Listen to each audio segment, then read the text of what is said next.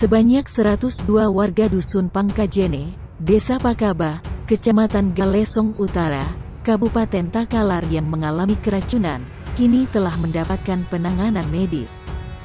45 orang dibawa ke puskesmas atau rumah sakit untuk dirawat. Namun, sebagian warga memilih dirawat di rumah karena khawatir tertular COVID-19 jika dibawa ke rumah sakit. Awalnya, para korban ini mengalami gejala muntah, diare, pusing dan mual.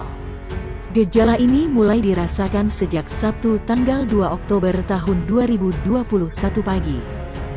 Setelah warga menyantap hidangan nasi kotak di acara takziah di rumah salah satu warga, keracunan juga menyebabkan satu korban meninggal. Korban, Syahril Ramadan, berusia 8 tahun, meninggal akibat dehidrasi parah. Kasus ini kini ditangani Satreskrim Polres Takalar, Sulawesi Selatan.